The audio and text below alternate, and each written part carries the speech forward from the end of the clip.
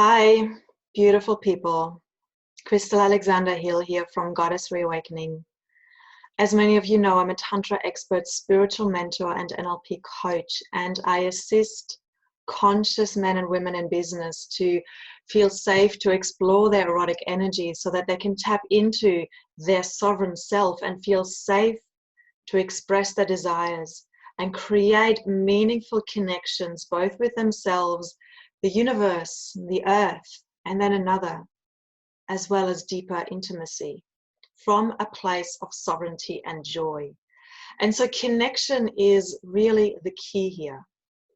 And what I've been finding is that communities are being divided. The connection that is and has been there is being taken away because of an ideological war that has been going on for 4,000 years in the higher realms, as well as with those within power. And normally when we meet in a conscious community of conscious sensuality, conscious sexuality, positive sexuality, what we share is that desire to connect, to embrace, to share physical contact, and to be loved and held and accepted for who we are. There is no need to talk about underlying ideologies or beliefs or principles that we are pinning our lives on. But because of this current crisis, what is happening is that these things, people are starting to talk about them. These things are being flashed to the surface.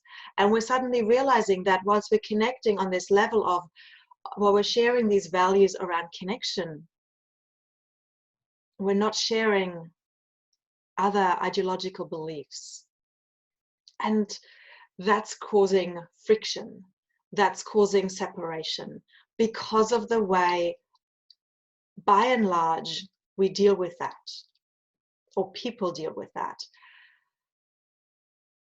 And I want to contextualize what is happening in the context of human evolution and in the context of us moving into unity consciousness. And then I want to share how we can find a way forward and what the gifts are in this current conflict that is being flashed to the surface.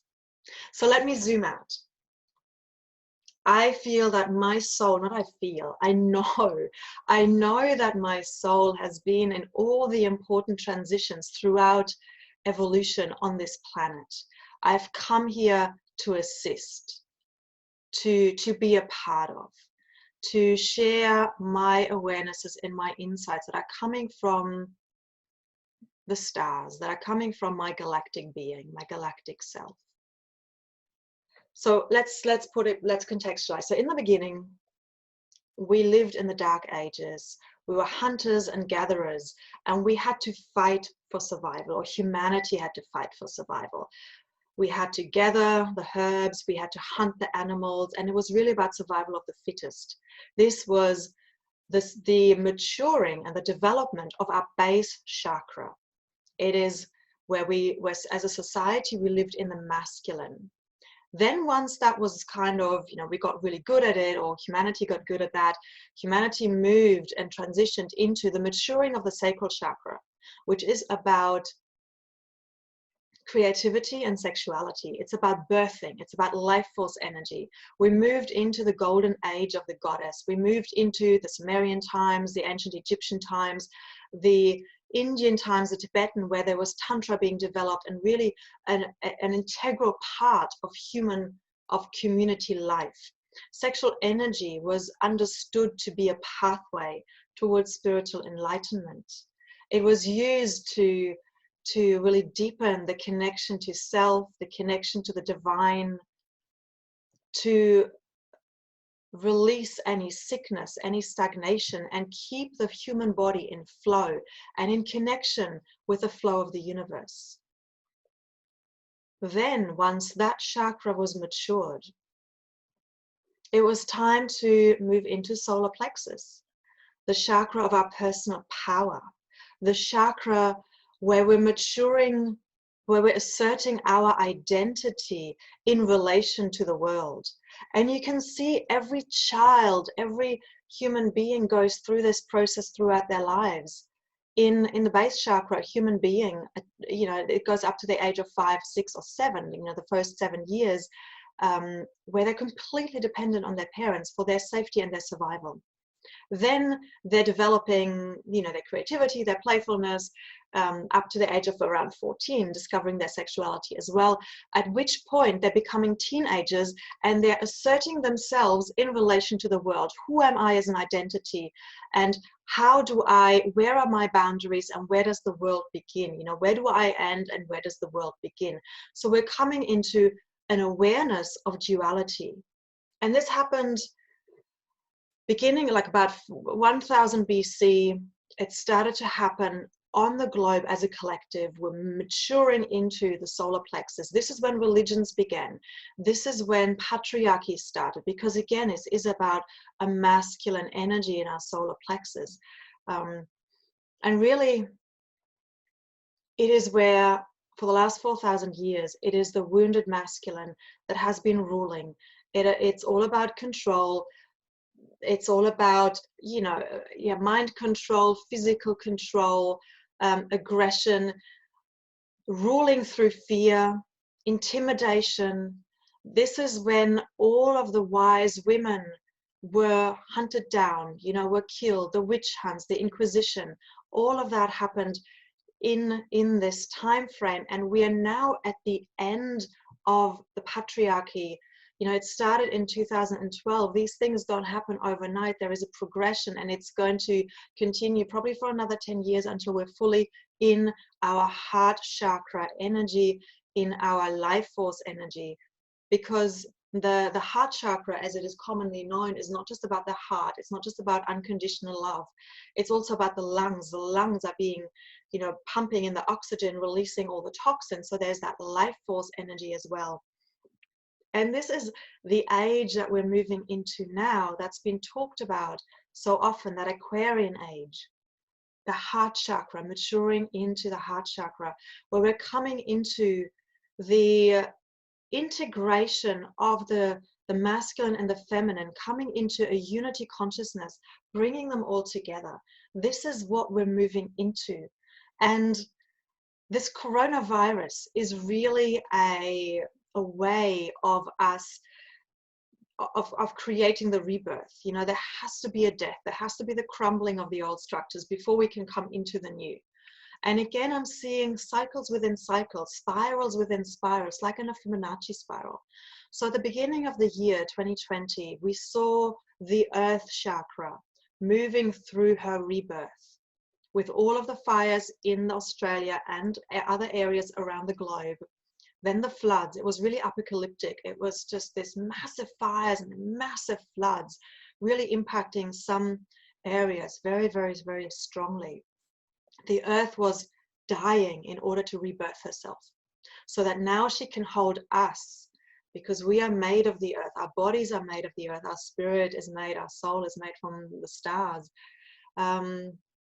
Then the beginning of the coronavirus, which impacted the world globally, starting the 13th of Friday, 13th of March, no coincidence here, where we began, you know, the stock market crashed. Survival, safety, money. We were being asked to look at the illusion of safety and what we put safety into.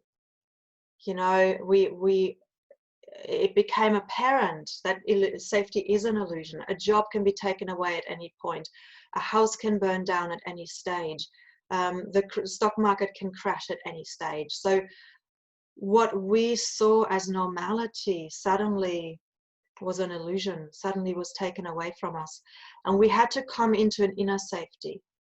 You know, where do we find safety? The whole world is crumbling. What do I come into, back into my center? Where is that? How do I feel safe within myself? I look in the mirror, I still look the same.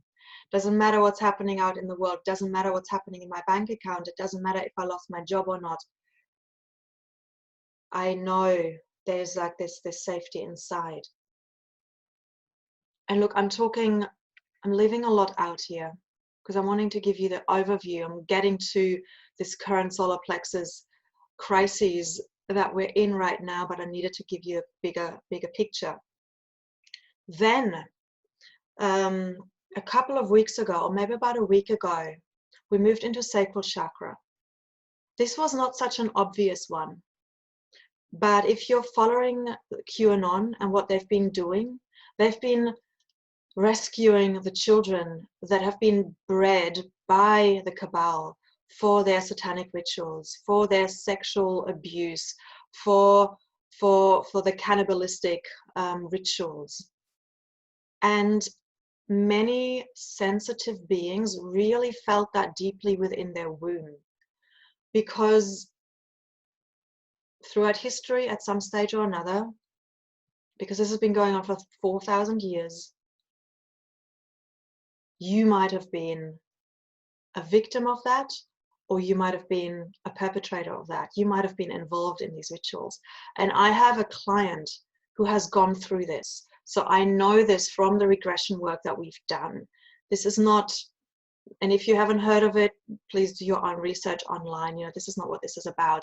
But it is, so there was an opportunity here to flush out any disempowered patterns, any disempowered programming, any victim programming, any coding within our womb chakra, both whether we're male or female, to release that and to come back into full power, into full purity of our creative essence, so that we can rebirth what we want to choose, what we desire to rebirth.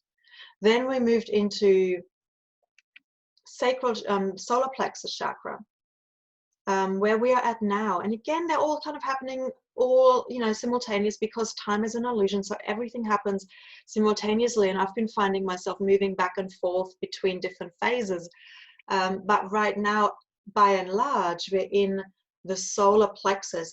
The ideological conflicts, the ideological things, differences are being flashed to the surface, are being talked about openly, and in some ways often quite aggressively, sometimes incredibly respectfully. And I'm really grateful for how far we've come as a conscious community, that we can transfer the skills that we have learned when we're relating to one another are also outside of this. And for some, there's still a way to go, because we're feeling it so deeply. When somebody is not agreeing with our point of view, and we haven't fully yet come into acceptance of the oneness, we feel attacked, and we feel that our sense of self is attacked, our self-worth is attacked, and so we go into reaction. Some more than others, and it depends again how much inner work you've done, or how deep the trauma was that you experienced as a child, because we've all, to some extent or another, have been in dysfunctional families where we had to do certain things in order to be loved, where we had to get approval in order to be loved. And so this is deeply ingrained within us. And so if somebody online is not approving with our point of view, it feels that our safety, our sense of self is attacked, which is the very thing that's in our solar plexus. And in our solar plexus too, we have all these fragmented aspects of self. We have the different disempowered aspects: the victim, the perpetrator, the rescuer, all three of them needing to prove themselves in one way or another in order to affirm their identity, their sense of self-worth. We've got the hyperachiever, we've got the avoider, we've got the pleaser.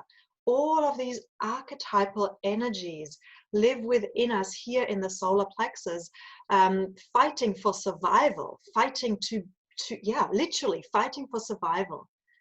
And so unless we have come to that place where we can be the observer to all of it and understand that all of these characters within us are part of oneness of who we are, they all serve a higher purpose.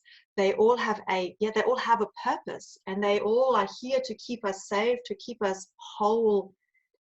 But because they haven't received the love that they are craving, they're lashing out like a teenager, like a 2-year-old tantrum, throwing a 2-year-old tantrum. And so this is also the time where collectively we're moving from the child-like way of being into the opportunity of being an adult. What does it mean to be an adult? It means that we take full responsibility for who we are. It means that we don't blame other people for things that go on in the outside world. It means that we forge our own path in alignment with the truth that is within our bodies, in alignment with the truth that is coming through, in alignment with that which we know. And the reason why there are ideological wars, the reason why people disagree, is because we have different frameworks. And not only that, it's because we have different intentions, different purposes. We are aligned to different things that we choose to experience. Because if we zoom out again, we live in a quantum soup of infinite possibilities. And it is our consciousness that is making things or drawing upon different aspects of this quantum soup and bringing them into our physical reality. So each of us can live and tap into a different aspect of the collective dream. We can each be on different timelines. And then when we come together from our different timelines, it doesn't match up. I'll give you an example. Imagine you're wearing blue colored glasses and I'm wearing green colored glasses. And we're both looking at a swan on a lake. One will see it blue and one will see the swan green, but we're both looking at the same swan. And this is what's happening. This is what's happening out there. People are, arguing about pro-vaccinations, anti-vaccinations. Why is it that some say the doctors are manipulating the death toll of the COVID-19 deaths? And how do you even know that? Why do you think that Bill Gates is wanting us to be microchipped? And lots and lots of arguments here. And on my page, somebody was posting their evidence for saying, well, this is why I believe that. And somebody else was looking at the evidence who came from the other perspective saying, no, this is a proof that my argument is true. So both of them, like looking through the different colored glasses, were looking at the same thing, making it mean something completely different. And so we can never, when we're having two different perspectives, we can never be in agreement. And that has to be okay. And it is okay. Because everything exists in truth. Everything is truth. There are studies, quantum physics has proven that if the researcher has a certain idea in mind and he wants to do a test, a study, that the act of the observer shapes the events. So the outcome of the experiment is influenced by the perspective and the beliefs that the researcher wants to prove. Now you can go and look that up online and find your own evidence of that, but it's just fascinating. And these current times are just bringing that to the surface. And it needs to be flashed to the surface so that we can each individually learn to accept that somebody else's opinion is their opinion. It's based on their truth that is in alignment with their soul purpose. If I get truth tingles for something, I'm going to believe that and I'm going to stand by that. And it's not necessarily something that I can prove. Yes, I can point somebody in the direction of where I've got that from, but they may not get the truth tingles because they're looking through a different lens. And so my invitation here really is that it starts with us. Coming into the heart chakra is an act of individual choice. It's an act of choice. Do you choose to stay in dualism? Do you choose to stay in the duality? Or do you choose to come into full acceptance of what is within you? Because as within, so without, as above, so below. So the first step is to looking at any and all parts within the solar plexus, these fragmented aspects that have not yet been integrated, that have not yet come to be loved. If you come into a temple with an opinion, the priestess will love you for who you are and where you're at. She will honor you for listening to your truth, regardless of whether or not she agrees with where you're at. You know, in the conscious consent workshops, I always say when somebody says no to you, they're saying yes to themselves. So when they're saying no thank you to an offer, you say thank you back. Thank you for honoring yourself. Because we want to, that's where we want to come to. We want to create a culture where everyone can honor themselves and honor another, regardless of whether there's agreement or disagreement. Regardless. Because a whole is only complete when it's got all the colors of the rainbow in it. And yes, at this time, it's important that we all do our research. And it's important that we all ask questions. It's important that we know where we stand. And that it's important that we wake up.